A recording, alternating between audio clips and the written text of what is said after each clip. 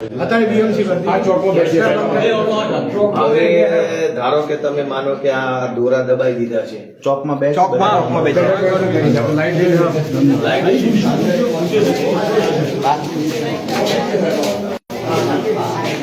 બધા લોકો છે તો બહાર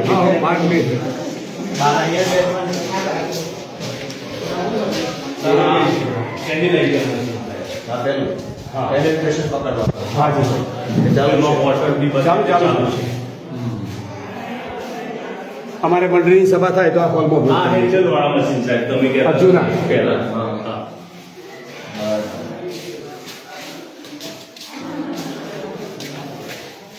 સ્ટોર રૂમ છે એ બધી દવાઓ ને એવું છે પશુઓની દવા હાજી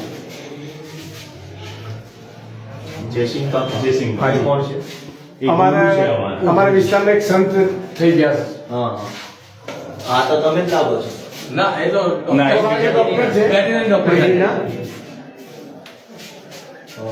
મેં જવા લાગે આ મોટો એમ જાય ને એમ જાય છે એટલે વાલની દિશા મેળવી દે એટલે મોટર પોતાનો પેલો બંધ કરતો એક મોટર એક વાલ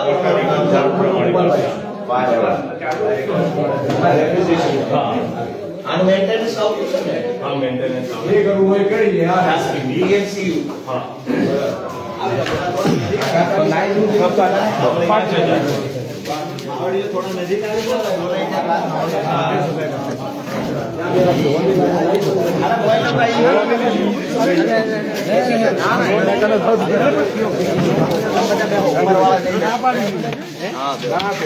નજીક પાણી ના ના પાણી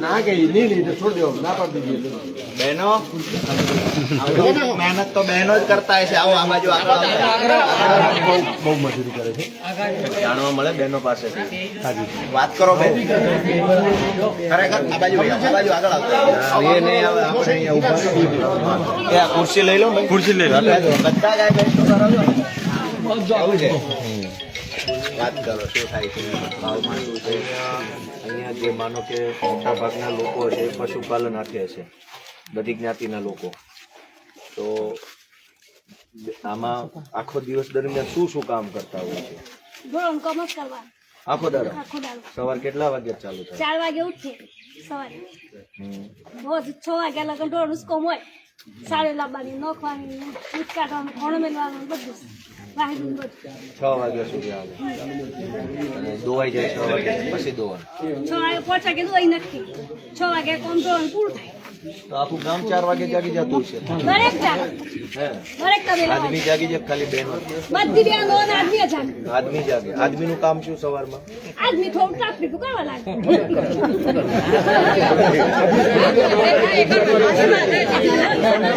આપણે જાણવું પડે કે આદમી શું કરે છે બહેનો શું કરે છે હું તમને કહી દઉં આ બહેનો છે ને એમ મારે વાઈફ બી સવારે 4:30 વાગે ઉઠીને દૂધ કાઢવા બેસે એટલામાં હું જાતે અત્યારે અહીંયા કમ્પ્લીટ થઈને આવ્યો છું એટલે એવું નથી સવારે તમે આવો તો ઓળખો જ નહીં કે આ હરીશભાઈ કોણ છે કારણ કે તબેલામાં હું જાતે હા તો એમાં વાંધો શું છે આપણું પોતાનું કામ એ ગોબર ઉઠાઈને ગોબર ફેંકી દેવું એટલામાં એ દૂધનું કામ કરીને બધા કપલમાં એ જ રીતના મારા ગામમાં કામ થાય જાતે મહેનત કરે છે કોઈ મજૂર નથી રાખતા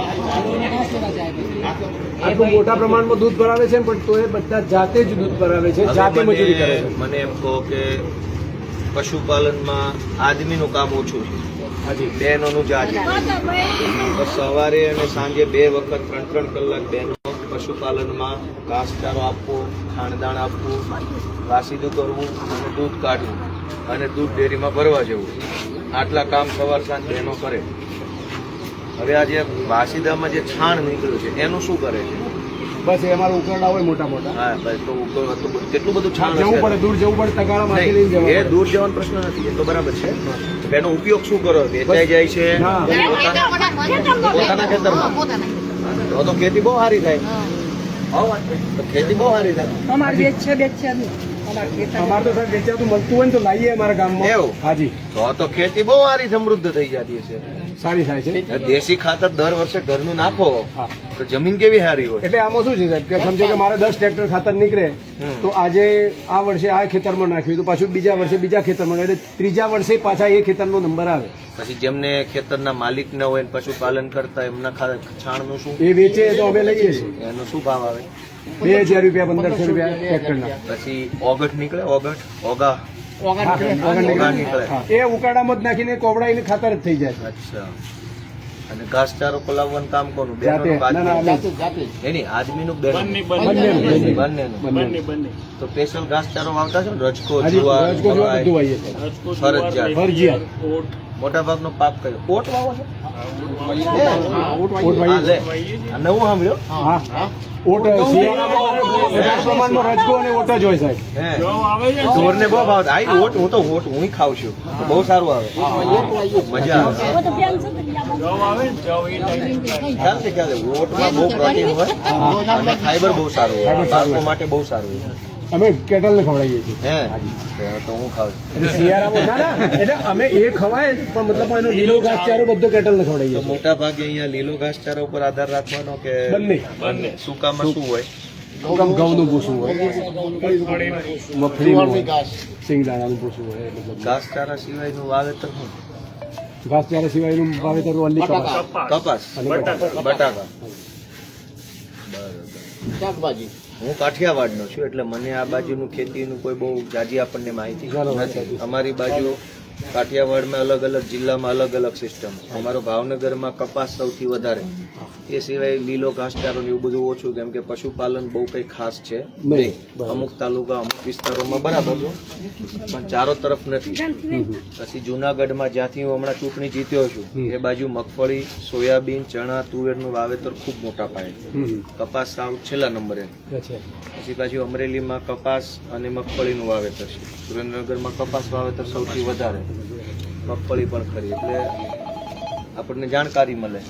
હવે તમે કહો ચર્ચા હું જાણવા માટે ખબર આવે. હવે હો જંબુસર વાળું, જંબુસર થી આગળ ટર્નિંગ આ એ વળી જશે. હે તો તમારે ક્યાં કઈ જાણવાનું છે? ના આવી જાઓ ફટાફટ. 2011 થી 2015 સુધી હું ડેરીનો ધંધો કરતો હતો. હા ત્યારે પેલા મશીન આવતા હતા દાંડિયા હલાવાના છે અત્યારે બતાવે સાહેબ. 3 ડંકા મારો પછી પાછો ડેરી જ ચલાવતા. તમારે આ બાજુ ખૂબ સારું છે, તમારે આ બાજુ સિસ્ટમ સારી છે કે મંડળી ચલાવનારા લોકો કાંઈ કાંડ કરતા નથી. નથી. તમારે આ બાજુ મેં સાંભળ્યું છે, મેં રૂબરૂ તપાસ કરી જોયું છે. આજે અમે ત્યાંથી નીકળતા ગોપાલભાઈની આમ તો ગઈકાલથી ઈચ્છા હતી કે મારે મંડળીની મુલાકાત જવું છે, બહેનોને પૂછવું છે કે તમારી ખરેખર વાસ્તવિક પરિસ્થિતિ શું છે. આજે અહીંયા આવીને એ નવાઈ લાગી. તમારી મહેનત આ બધું તો સ્વાભાવિક છે, સ્ટેજ પરથી વાતો કરતા હોય બહેનોના અવાજ વાતો, પણ વાસ્તવિકતા એ છે કે આજે રૂબરૂ આવીને જાણવાના. ગોપાલભાઈની ઈચ્છા હતી, ગોપાલભાઈની ઈચ્છા હતી કે રૂબરૂ જઈને જાણીએ. એટલે અમે અત્યારે ત્યાંથી નીકળ્યા કે કયા ગામ કીધું આપણે ઉમેદપુર જઈએ. અને તમને અહીંયા આવ્યા અને તમે જે મોટી સંખ્યામાં મળ્યા ભેગા થઈ જાય છે. એટલે કે આપણું જે દાણ છે, દાણ જેટલામાં ખરીદી શકાય, જે નફો છે એ નફાનો ભાગ તો એ લઈ જાય છે.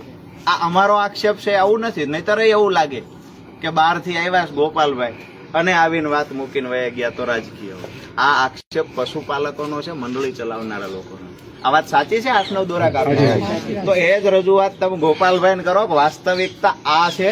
8-9 દોરા 5 ફેટનું દૂધ હોય તો એના 4.2 જ બતાવશે, 9 ફેટનું હોય તો એના 8.2 બતાવશે. ઉપરના આટલા બધા દોરા, જેને દોરા તમે શું કહો છો એને? દોરા જ કહીએ. 10 દોરાનો 1 ફેટ, 8 દોરા કાપે છે. આની ફરિયાદ સાંભળનારું કોઈને કેટલા વર્ષથી આ કાપે છે? વર્ષોથી આ પ્રથા છે. રજૂઆત કરવા જાય ફરિયાદ સાંભળનારું કોઈ નથી. હું એવું માનું છું કે તમારા ગામમાં તબેલાની સંખ્યા ઘટી હશે અમુક વર્ષો. ઘટી ગયા સાહેબ, ઘટી ગયા ને?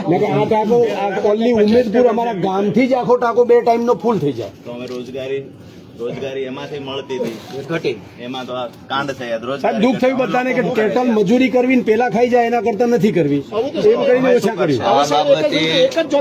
આ બાબતે હમણાં સરકારમાં રજૂઆત થઈ કે આ જે મશીનો છે ફેટ માપવાના, એને મેટ્રોલોજી જે આવે છે તોલ માપ વિભાગ એની અંડરમાં લાવો અંદરમાં અને વાર્ષિક ઇન્સ્પેક્શન કરાવો મશીનનું.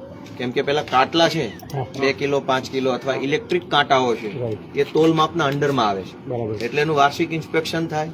બરાબર ન હોય તો એની તોલ માપ વિભાગમાં ફરિયાદ થાય કે ભાઈ આનો કાંટો બરાબર નથી. નથી.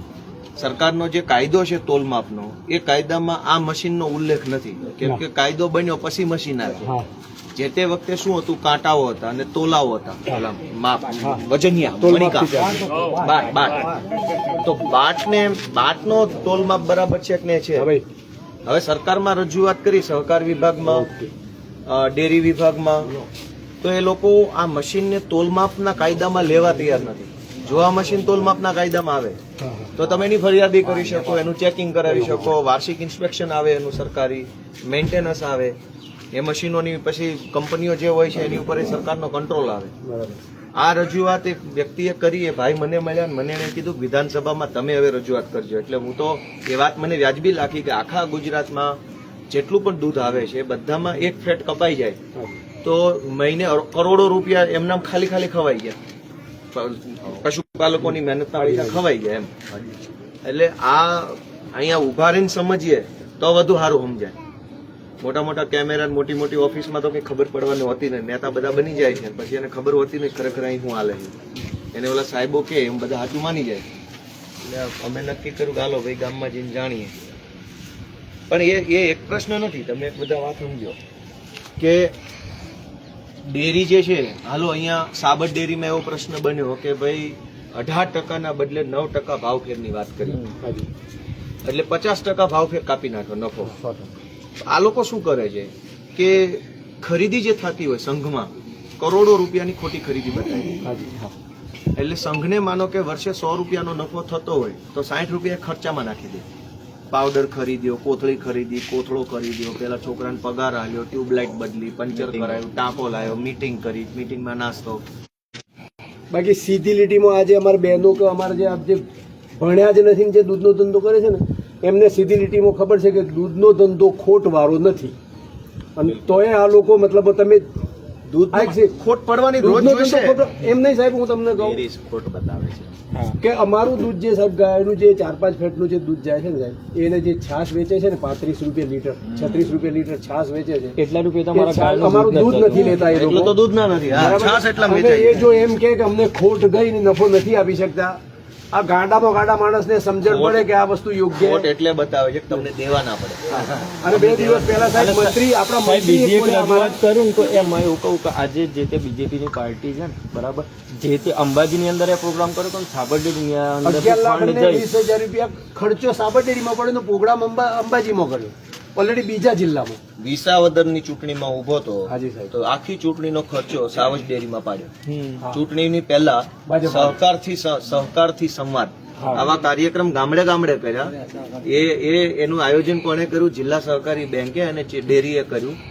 બેનર લાગી જાય ડેરીનું, ખાઓ પીઓ એશ કરો, ખર્ચો પાડી દીધો ડેરીમાં અને બેંકમાં. બરાબર. અને આખી ચૂંટણીમાં ડેરી અને સહકારી બેંકના કર્મચારીઓ ભેગા મળીને મારી સામે હતા. હવે ખેડૂતોના પૈસે ચૂંટણી પ્રચાર કરીને ખેડૂતોની વિરોધમાં વોટ મેળવીને પછી ખેડૂતોને લૂંટવાનો આ ખેલ વર્ષોથી ચાલે છે. ચાલે લોકો જાગૃત થાય તો કામનું થાય ને, પછી તો બીજું શું કહેવાનું? અમે તો ગળા ફાડીએ છીએ. ના, પણ સાહેબ મારી વાત તો કોઈ સાંભળે નહીં તો શું એક કરે? વસ્તુ કહું, મોડાસાની બાજુમાં હફસાબાદ ગામ છે, મોડાસાની એને બાજુ. આવ્યો ને સમર્થન લેટર મારી જોડે જ હતા અને સ્ટેજ રાત્રે ઉપર. કદાચ ખબર હોય તો મને જેવા સમાચાર મળ્યા હતા ગોપાલભાઈ આવવાના છે, મેં તમને રાત્રે 11 વાગે ફોન કર્યો હતો, મેં જ થયેલો. એટલે હમણાં મેં એમને ફોન કર્યો કે ગોપાલભાઈ મારી મંડળીમાં આવ્યા છે, એટલે એ મને કે હું આવું છું. મેં કહ્યું આવો, વેલકમ. એટલે ત્યાંથી ગાડી લઈને તરત જ આવ્યા લોકો મળવા માટે. ના સારું છે. સાહેબ અમે ડેડિયાપાડાએ આવવાના છે જોડે, પક્ષનું જે કામ છે એના માટે થઈને. લોકો હવે જાગૃત બને એવું લાગે છે. હાજી સાહેબ. આજે દેખાઈ ગયું. બેનો હજુ ઢીલી વાત કરે છે. 10% ઈચ્છા આવે થોડો કે 12 પુલિયા પડીને સાહેબ 10% આવ્યો દોવાનો શું ટાઈમ છે? થઈ ગયો. પહેલી દોરી હોય તો ટાઈમ થઈ ગયો. કોઈની જાગૃતિ હોય તો